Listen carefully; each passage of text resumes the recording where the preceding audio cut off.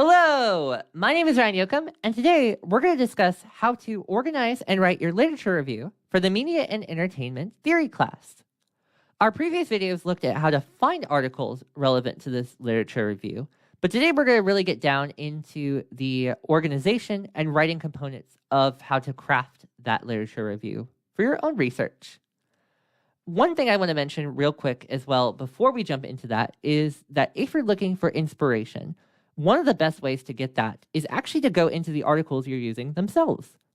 So this was an article that we found in our first video. And if we go into that, we're going to see the introduction here first. And then there's an entire section that says background literature.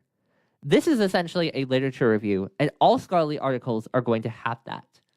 So the way this is organized is it's looking, for example, at those over-the-top services and looking at the different trends going on in streaming platform research. And it's going to organize that by common themes that we'll find in each of these different paragraphs. And then there's an entire section related to the theoretical foundations. So it's using, for example, innovation resistance theory, and then also describing uses and gratification theory 2.0, which is probably how we were actually able to find this article. And so this will kind of give a good framework for how we might go about writing that literature review. You're going to typically find as well that not every article will have the literature review or background literature explicitly stated, but you might find that in the introduction in some articles, and it will typically always appear before the method. So just something to keep an eye out for in each of the different articles that you find. We can also actually go to the main library webpage, and if we go back to that banner, we're going to now click in the second column again in the middle link to databases. And then we're going to go to the search bar right here at the top and type in Sage. And we're going to click on Sage Research Methods. We can actually go right here to the search engine, and let's just type in literature review. And this will give us a whole bunch of videos and other resources about writing a literature review. So this looks at how to select literature to review, what the purpose of it is, how to design that, and so on right here. But what we're going to do now is I'm going to go in and take the example of an outline that I constructed and talk about that if I were a student, how might I approach a topic within this field? So when we were doing our searches, we were typically searching for uses and gratification theory, and then television streaming a little more broadly. But as a specific topic for an actual article, that's going to be a little broad in nature and probably not be the best kind of topic to use for the actual paper. Instead, I'm going to envision this as a paper about horror TV specifically. There's actually not a lot of literature about horror television and how uses and gratification theory explains that. And that's actually a good thing. It's actually helpful because a lot of times in literature reviews, we're looking at the gaps in the literature. So we're looking at what has been said about these different components and then what is missing and how does our article itself contribute to the conversation in our specific topic.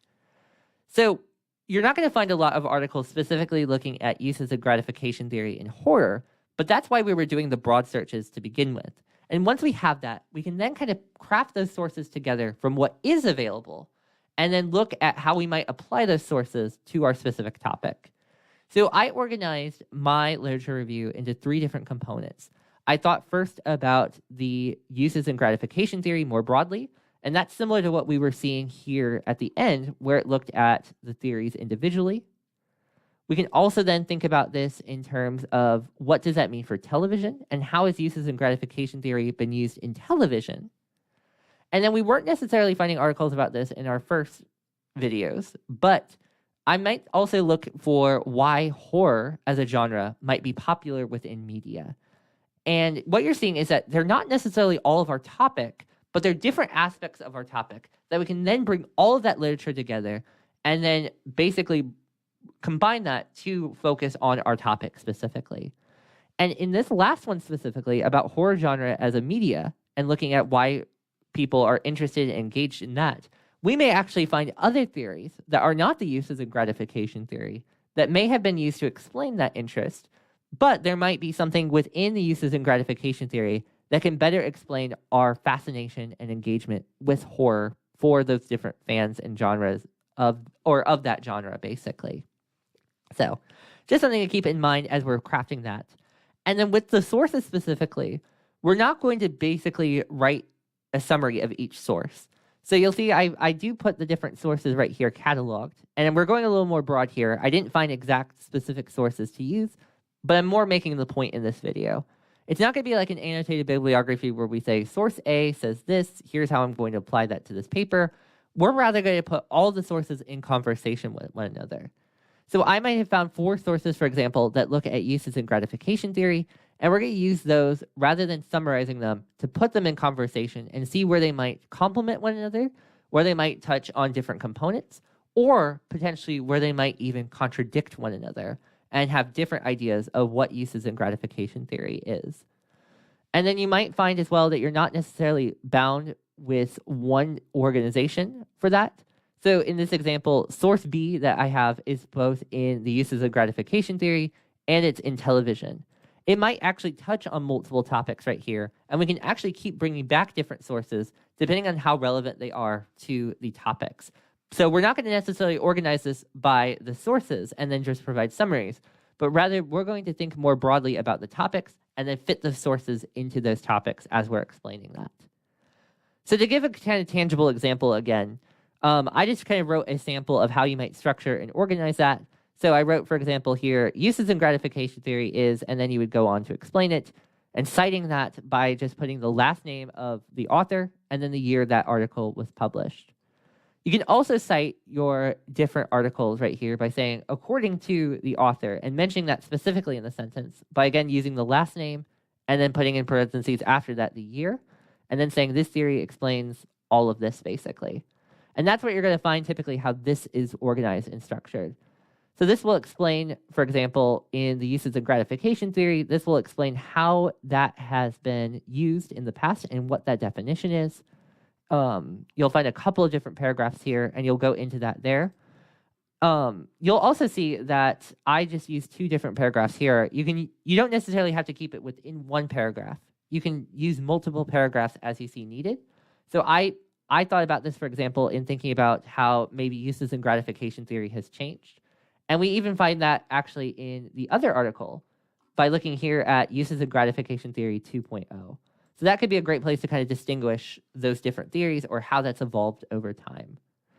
You'll also find after that, we could organize that as kind of different paragraphs all flowing at together in one section, or we could do what the article was doing right here and divide those up with different subtopics. So we could, for example, put right here maybe uses and gratification theory in the context of television and just have a section.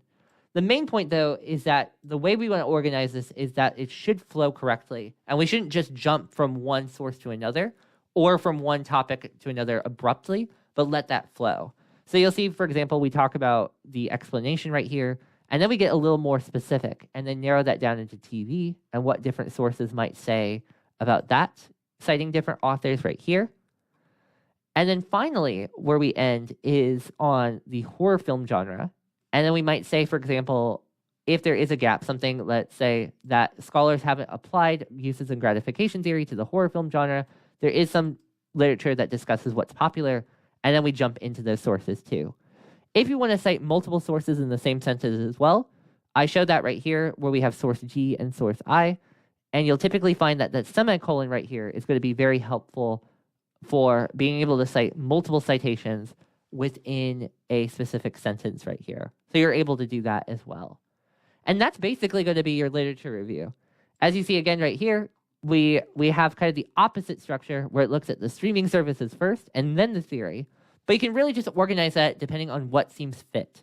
The biggest point right here, though, is just as long as the literature is flowing correctly and it's being able to jump from paragraph to paragraph in a way that makes sense, rather than just abruptly stopping and going to a completely different topic, that's going to be the best way of going about a literature review.